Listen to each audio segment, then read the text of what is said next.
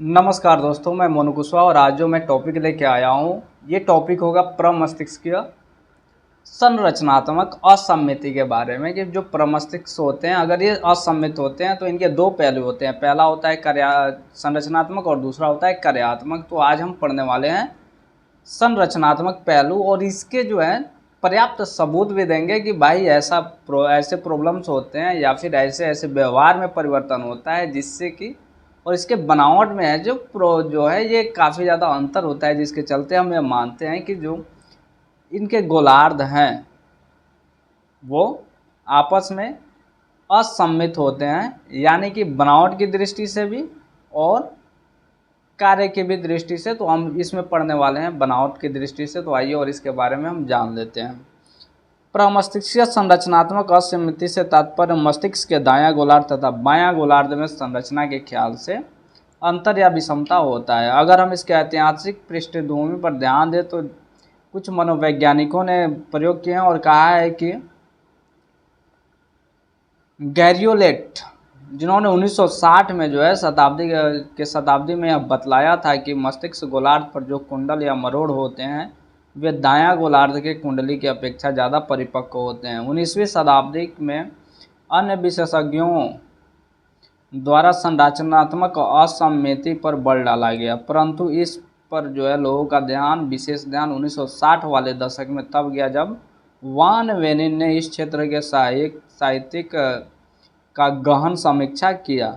गेर्शविन तथा लेविस्टकी ने उस समय काफ़ी मशहूर तंत्रिका विज्ञानी थे जो लेविस्टकी थे उन्होंने जो है मानव मस्तिष्क के कई तरह के संरचनात्मक विषमताओं पे जो है प्रकाश डाला और इन लोगों ने अपने अपने अध्ययन के आधार पर यह स्थापित किया कि प्लानम टेम्पोरल जो श्रवण कॉर्टेक्स के पश्च भाग में अवस्थित होता है बायां गोलार्ध एवं दायां गोलार्ध की अपेक्षा करीब 1 सेंटीमीटर बड़ा होता है।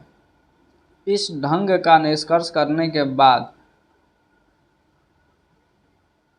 तंत्र मनोविज्ञानियों में संरचनात्मक असम्मिति के अध्ययन में काफ़ी अभिरुचि बढ़ गई। आज की स्थिति यह है कि दायां गोलार्ध और बायां गोलार्ध को एक दूसरे से सम न मानकर विषम ही माना जाता है। ऐसी विषमताएं या असम्मिति को निम्नलिखित 8 जो है या 9 प्रमुख बिंदुओं के रूप में हम समझ सकते हैं। तो आइए और इसके बारे में समझते हैं। दायां गोलार्ध बायां गोलार्ध की तुलना में थोड़ा बड़ा एवं वजनदार होता है, परंतु बायां गोलार्ध का जो है विशिष्ट गुरुत्व दायां गोलार्ध के विशिष्ट गुरुत्व से ज़्यादा है। कुछ तंत्रिका मनोवैज्ञानिक जैसे भान वेनिन का कहना है कि यह अंतर इस ओर इशारा करता है कि बायां गोलार्ध में भूरा पदार्थ तथा दायां गोलार्ध की अपेक्षा जो है ये अधिक होता है। और जो भूरा पदार्थ होता है ये क्या पदार्थ होता है? कोशिका शरीर होता है। इस चीज़ को याद रखिएगा, जो भूरा पदार्थ है इसमें कोशिका शरीर जो है ये ज़्यादा होता है, जबकि एक उजला पदार्थ होता है जिसमें एक्सॉन की जो है मात्रा ये काफ़ी ज़्यादा पड़ेगी। जब आप पढ़े होंगे न्यूरॉन में जो है कोश शरीर देखने को मिलता है, एक्सॉन मिलने को मिलता है, एक्सॉन पट्टिका और शाखिकाएँ देखने को मिलती है। और वैसे भी एक ध्रुवीय, द्विध्रुवीय और बहुध्रुवीय न्यूरॉन्स भी हमें पढ़े हैं, वहाँ पे भी ऐसे ही हमने देखने को मिलता था।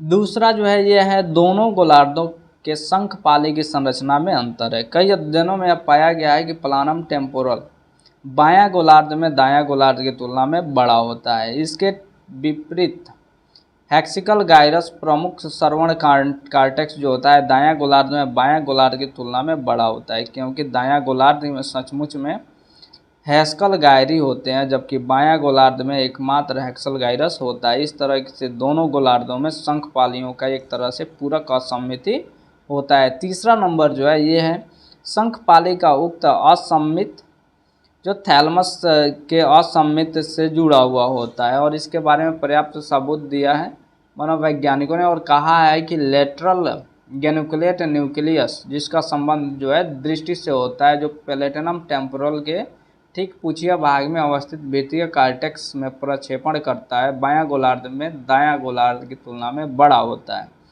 जबकि मेडियल गेनिकुलेट न्यूक्लियस जिसका संबंध श्रवण से होता है दायां गोलार्ध में बायां गोलार्ध की तुलना में बड़ा होता है। और इस तरह से जो है बायां थैलमस जो है भाषाई कार्यों के लिए दायां थैलमस से जो है वो ज़्यादा प्रबल होता है, कुछ जगहों पे दावा किया गया है ऐसा। चौथा नंबर है मस्तिष्क के दायां गोलार्ध तथा बायां गोलार्ध में ब्रोका क्षेत्र अर्थात अग्र ओकरकुलम का संरचनात्मक संगठन जो होता है ये भिन्न होता है एक दूसरे से। इस क्षेत्र का वह भाग जो मस्तिष्क के सतह पर दृश्य होता है वह बायां गोलार्ध की तुलना में दायां गोलार्ध पर करीब 1/3 बड़ा होता है। और इस असममिति के क्षेत्र का कार्यात्मक भिन्नता तथा बायां अर्थात बायां गोलार्ध से जो है भाषाई कार्य तथा दायां गोलार्ध से जो है ये बोलने की आवाज़ जो है नियंत्रित होती है। पांचवा नंबर जो है मस्तिष्क के दोनों गोलार्धों में सिलेबियन फिशर की जो ढाल में भी भिन्नता देखी जाती है। बायां गोलार्ध में इसकी ढाल क्रमिक दिखता है जबकि दायां गोलार्ध में इसकी ढाल जो है तुलनात्मक रूप से खड़ा दिखता है। छठा नंबर है मस्तिष्क के दोनों गोलार्ध में न्यूरोट्रांसमीटर का जो है वितरण कार्टिकल तथा उप कार्टिकल क्षेत्रों में असममित होता है। सातवां नंबर है गोलार्ध जो है आगे की ओर बायां गोलार्ध की अपेक्षा अधिक विस्तृत होता है जबकि बायां गोलार्ध जो है ये दाएं गोलार्ध की तुलना में पीछे की ओर तुलनात्मक रूप से अधिक विस्तृत होता है। लेटरल जो है वेंट्रिकल का जो है ऑक्सीपटल हॉर्न्स बायां गोलार्ध में दायां गोलार्ध की अपेक्षा 5 गुना जो है ये अधिक लंबा होता है। आठवां नंबर है कुछ अध्ययनों से स्पष्ट हुआ है कि दायां एवं बायां गोलार्ध के न्यूरॉन्स जो है ये संरचना में भी भिन्नता होती है। चूँकि मस्तिष्क का कार्य इन्हीं न्यूरॉन्स द्वारा होता है अतः इस बिंदु पर भी प्रकाश डालना जो है आवश्यक हो जाता है कि एस्क्वेल तथा उसके सहयोगियों ने एक अध्ययन किया जिसमें बायां गोलार्ध के ब्रोका क्षेत्र का जो पिरामिडल कोशिका में शाखिका क्षेत्रों की जो है तुलना बायां गोलार्ध के पेशीय कार्टेक्स के आनंद क्षेत्र तथा दायां गोलार्ध के सदृश क्षेत्रों से किया और इस परिणाम में देखा गया कि इन सभी क्षेत्रों के न्यूरॉन्स से जो शाखाएं निकलने का पैटर्न जो है ये भिन्न भिन्न होता है और इसीलिए उनका जो कार्य भी है वो थोड़ा सा बढ़ जाता है।